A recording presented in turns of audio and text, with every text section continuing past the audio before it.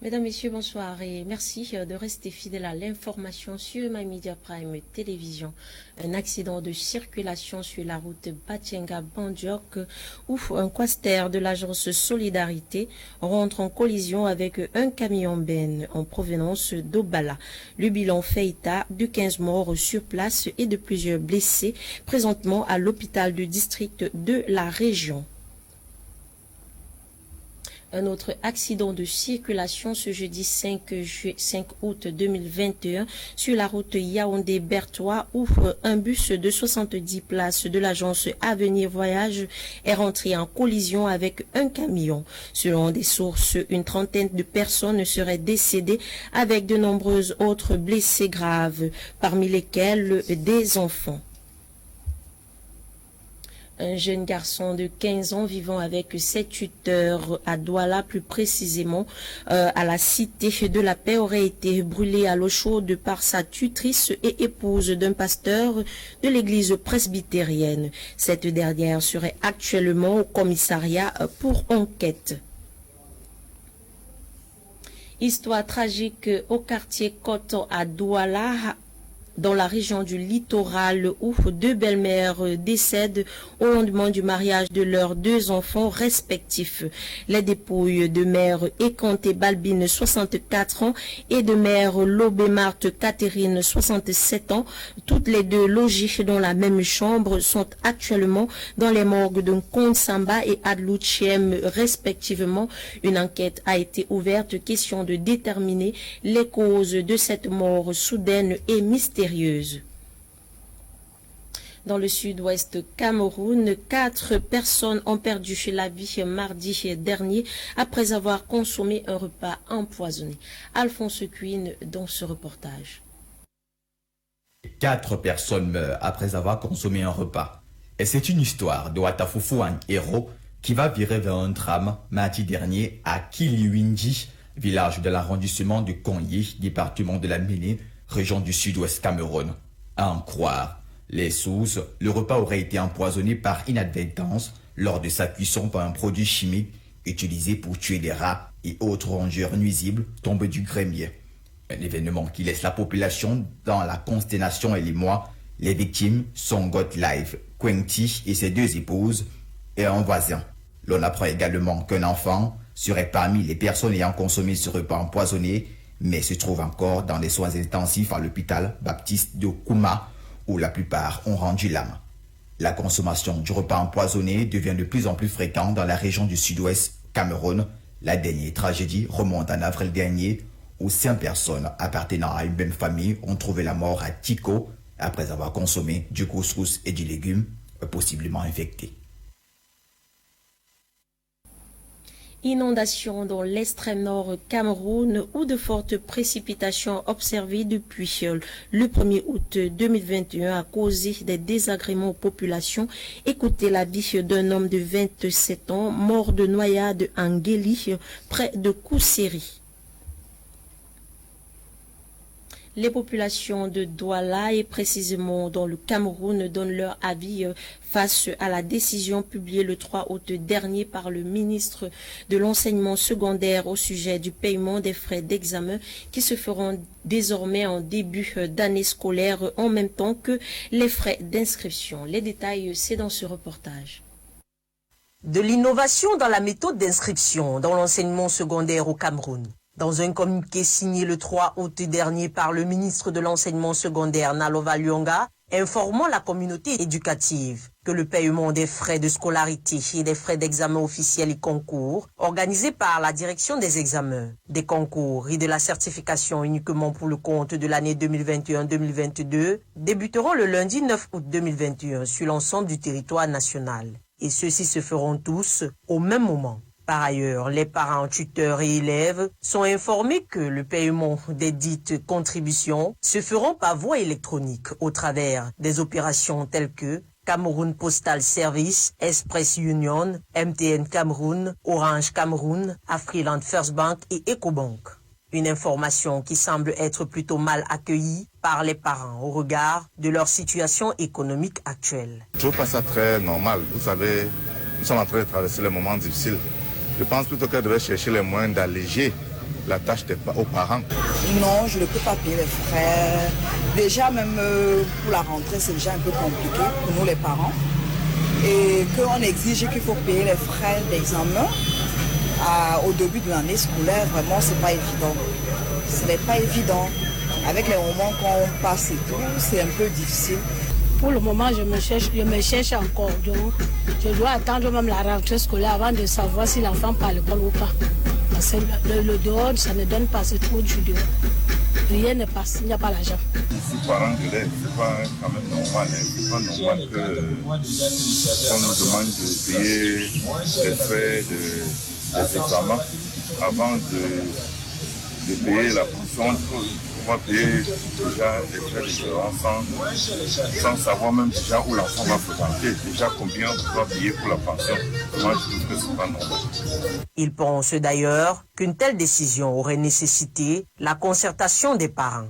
Je pense quand même qu'avant de prendre de telles décisions, on se rapproche des parents, une concertation en quelque sorte avec les parents et tout un comité pour pouvoir tirer les conclusions, ne pas rester décider seul.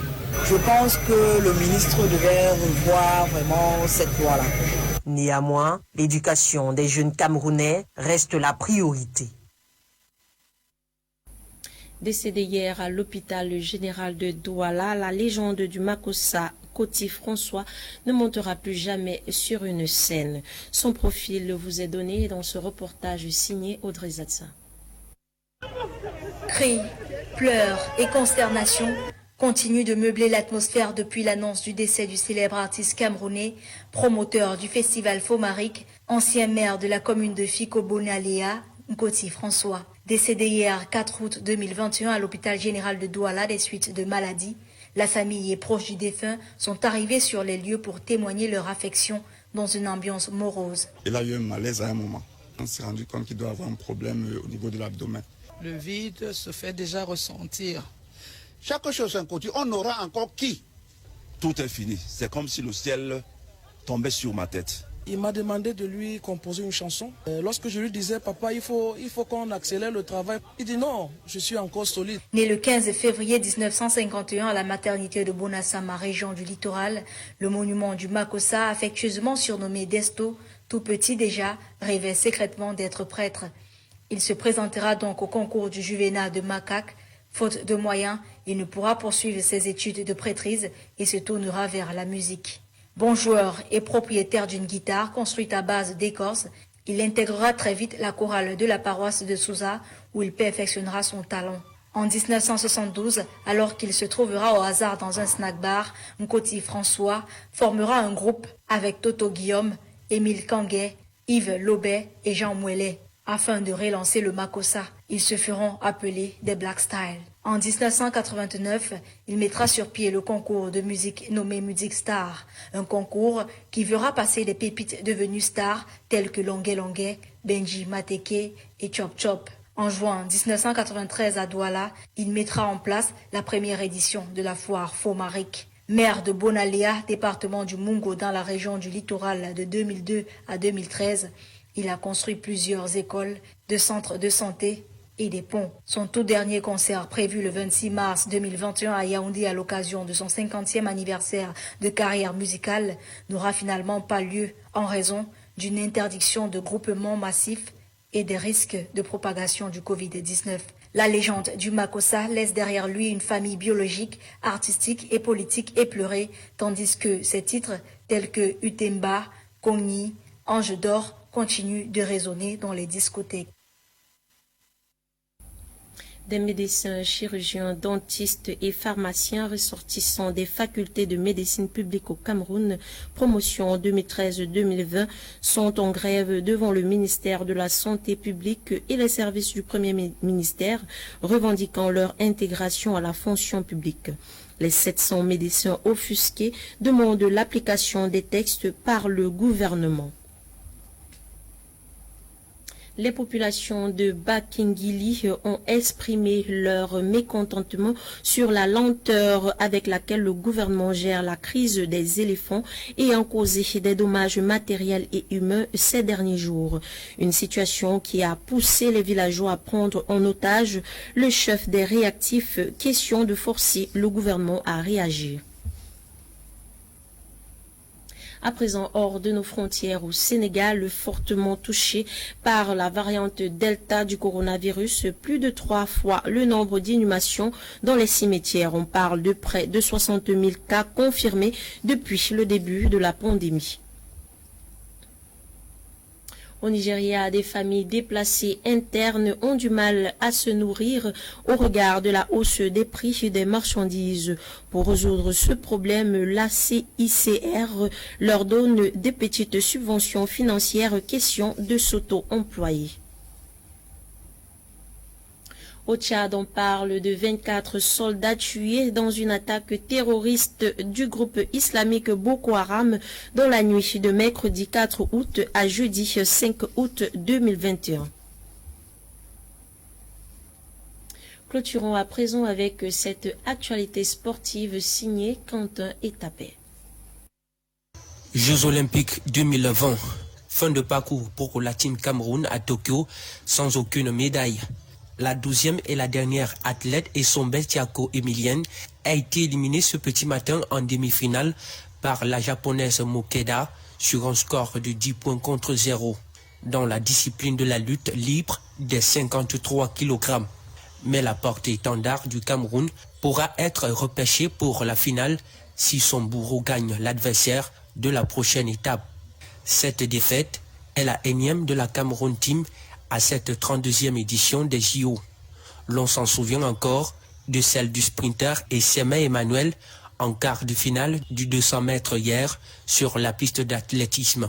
Il a terminé 4e de sa poule avec un temps de 20 minutes 65 secondes. En haltérophilie, l'on a assisté à l'élimination de Jeanne Eyenga qui ne fera pas mieux que 202 kg dans la catégorie des 76 kg.